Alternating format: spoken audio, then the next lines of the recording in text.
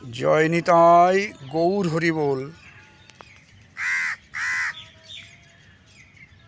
বৃন্দাবন থেকে বলছি। সকালবেলায় বৃন্দাবনের শোভা দেখে নিন, কত সুন্দর প্রাকৃতিক শোভা, কত সুন্দর চারিদিকের শোভা বৃক্ষরাজির। প্রতিদিনকার মতো আজকে আমাদের একটা আলোচনার বিষয় এসছে, সেটা হলো ভাগবত কথা শ্রবণের জন্য কি দরকার। অর্থাৎ আমরা কি যে কেউ ভাগবত কথা শ্রবণ করতে পারি? এ বিষয়ে ভাগবত কি বলছেন। ভাগবতের কথা ভাগবত থেকেই জেনে নিই। কোথায় পাবেন এর উত্তরটা? শ্রীমদ্ ভাগবত মহাপুরাণ ব্যাসদেবকৃত তাঁর ভাগবত মাহাত্ম্য তৃতীয় অধ্যায় 44 থেকে 49 নম্বর শ্লোক এর জন্য আমরা আস্বাদন করতে পারি। 44 থেকে 49 কি বলছেন?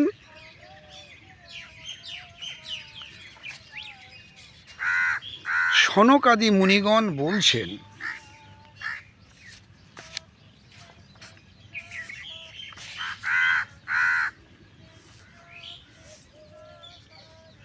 সনকাদি মুনিগণ বলছেন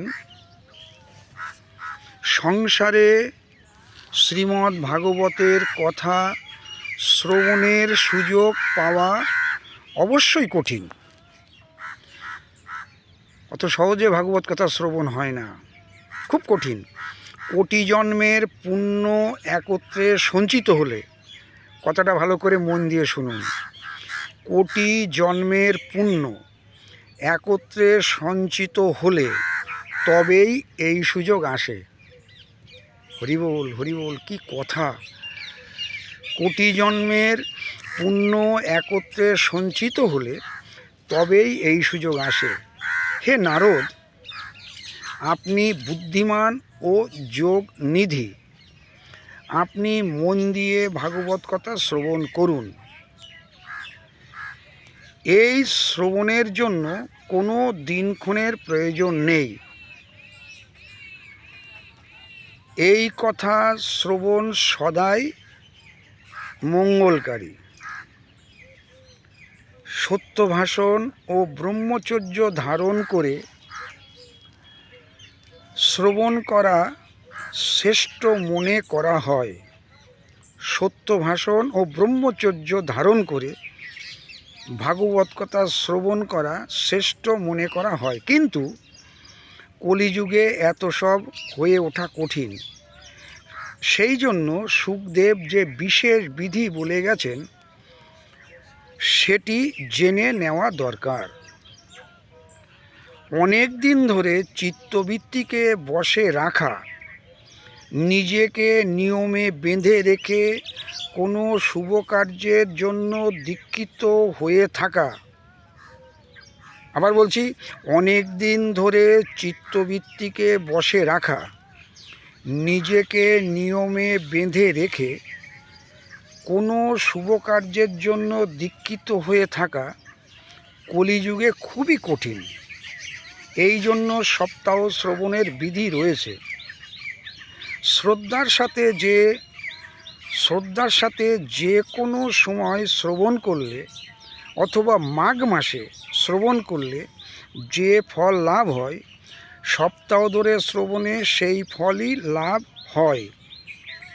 শুকদেব একথা নির্ধারণ করে দিয়েছেন। মনের অসংযম, রোগের প্রকোপ এবং আয়ুর স্বল্পতা এবং কলিযুগে অনেক দোষের সম্ভাবনার দরুনই সপ্তাহ শ্রবণের বিধান করা হয়েছে। তাহলে এই ছিল আজকে আমাদের আলোচনার বিষয়, যে আমরা যারা সাধারণ জীব সেই ভাগবত কথা যা থেকে আমরা নিজেদেরকে মুক্ত করতে পারবো, এই সংসার থেকে আমরা পবিত্র হতে পারবো, তার জন্যে কি প্রয়োজন সেটা আমরা আজকের কথা থেকে জানলাম। ভাগবত কথা শ্রবণের জন্য কি দরকার বা প্রয়োজন সেটা আমরা জানলাম। কোথা থেকে জানলাম? শ্রীমদ্ ভাগবত মহাপুরাণ, তার ভাগবত মাহাত্ম্য তৃতীয় অধ্যায় 44 থেকে 49 নম্বর শ্লোক। এর সম্বন্ধে আরও অনেক কথা বলা যেতে পারে, কিন্তু সময়ের সংক্ষিপ্ততার জন্যে আসল কয়েকটা কথা আপনাদের সঙ্গে আমরা আস্বাদন করলাম। আশা করি আপনারা সবাই ভালো আছেন, সবাই আনন্দে আছেন, আপনাদের সবার ভজন কুশল। এই অধমকেও একটু কৃপা করবেন যাতে তার একটু সাধন ভজন হয়। ভক্তির লেশমাত্র এই অধমের নাই, আপনাদের কৃপায় তা একমাত্র সম্ভব। আপনারা ভালো থাকুন, আনন্দে থাকুন। জয় নিতাই গৌর হরি বল। জয় শ্রী রাধে শ্যাম।